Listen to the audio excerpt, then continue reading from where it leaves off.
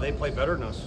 We happened to play 2 games in one day, and it was not a good day for us, and it was a very good day for them. And maybe we spoke that into or maybe I spoke that into existence. You get tired of hearing, negative things about a good program, and like I told you guys, good coaching staff and good players. So they beat us today in pretty much about every facet. Although you could take the time to analyze poor decisions, maybe a mistake at bat, or this could have been better base running or pitching, but it's really simple. At the end of the day, they played better than we did. What do you hope they learn from this weekend and carry forward? Know how to approach a doubleheader, know how to approach an entire series, know how to write your own narrative and not listen to, with all due respect, you guys, a hard-working group in here, but you guys aren't in the dugout, you guys aren't playing, you guys don't know the rosters as well, nor do the fans. So you got to write your own narrative. And then the other thing is, we got talent, but we damn sure don't have, again, we know the rosters. We don't have the best roster in the country. That's not even close. But what we've had this year is a good group of guys, defensively, pitching-wise, hitting, all complement each other a little bit, and we've had a little bit of grit to us. And we've had some other intangibles like team chemistry that have helped elevate our play a little bit. But we can't show up and rely on what's on paper.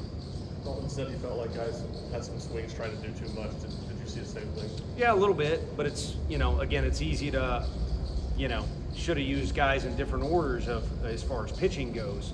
It's easy to highlight stuff like that after the fact when the scoreboard says what it does. But yeah, their guys stayed to the ball better. Their guys took calmer swings. Their guys backspun more balls, but the flow of the game is one thing. If anything, we could have done a better job against Lampkin.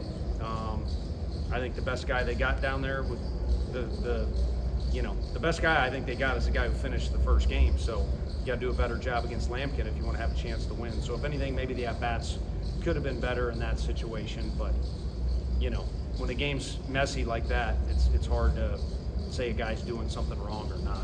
Knowing bad days happen sometimes, did you need to address anything out there? Or is it just kind of like a snap and clear mentality? No, I mean, I think there was a little bit of a funk in the air, whatever it was, whether it's a hangover from last night. I don't have anything that would sense that.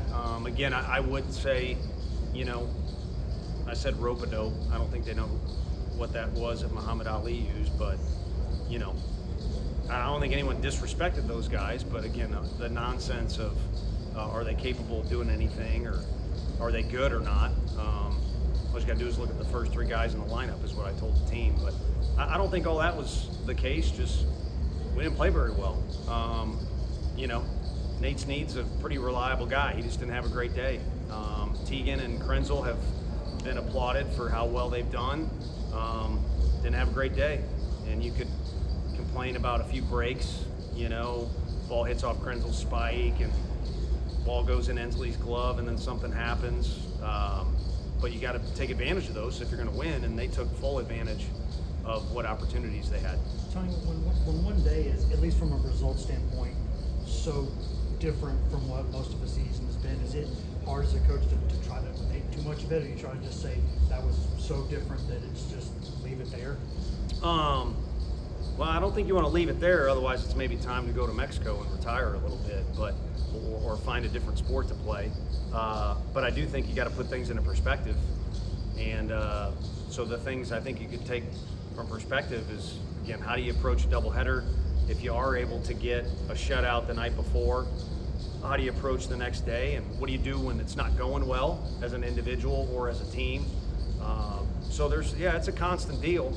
I mean, this is a game more than any, maybe golf, people talk about that. I don't know anything about that, but it's like Rubik's Cube, man. You gotta constantly kind of be moving things around, and you ain't ever gonna get all the panels on the same side, so you might as well just keep trying to evolve and keep trying to figure things out. So there's a lot of information from today to process. But yeah, you do have to have perspective. You can't go home and, bang your head up against the wall. You gotta see where we're at with this season, and then hope that we're more determined than ever this week, and we make it a good week, because it will be a tough week, and the week after that will be tough too.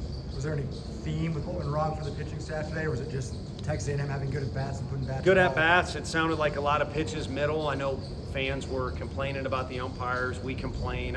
The thing I went out there had nothing to do with balls or strikes, but by the time the game is over, this is what I'll say, they're all going to end up with about the same score, and they're good scores. So the zone is fine. I think if there was complaining about where our pitchers were locating pitches, it would be middle. So, but we always want our guys to attack the strike zone, and you know, we'd rather have them do that than err on the side of missing off the plate. But again, when we're in the middle of the plate, they made us pay. So there's a lot to say was bad for us, and we need to do a better job, and we need to, like I said, be more determined. But there's also a lot to, I guess, tip your cap. I don't want to do that, but you know what I mean. One or two more. What does this team need to be prepared for more doubleheaders, like you're saying? It's different. It's different. I mean, it's baseball. We did it in the fall. They were technically doubleheaders. It's kind of different deal, but I would say the biggest thing is game 2 should be pretty similar to what a game 2 is.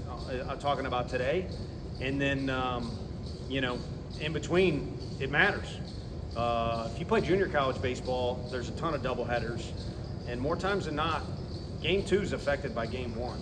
And I don't know. Again, maybe if a ball gets called a catch, or I mean, I doubt it, but you know, you're supposed to have 45 minutes that turned into an hour for whatever reason, and then the game starts. You better have a good mindset based off of what the first game was, and the way our guys should have responded after the first game was, again, be more determined to get after it and have a little grit to them. And it seemed a little casual the first couple innings. If there's any one complaint, again, to me, we just got man to man. They beat us, but if there's any one complaint, it was a little casual the first couple innings of game 2, in particular for following a loss. What are the things about this? What are the things about this team that makes you confident this doesn't linger and they're able to leave it? I today? think there's a variety of leadership from guys. Guys do it in different ways, and you hear it. I mean, it's not just vocal, but you hear it, and overall it's pretty good. Some of it can be dumb, or something you would maybe do different if you were the coach, but I think there's good leadership, and there's a bunch of guys when they're kind of pushed and challenged, the best in them comes out. And then also, it's a young team, and that's not an excuse, but it's a young team around each other. We're still, you know, growing, I think, as a total group, but there's young players within that team, and some guys got their first SEC action. So as they pile up reps, I think they'll get better. Thanks, guys. That's everybody. Thank you.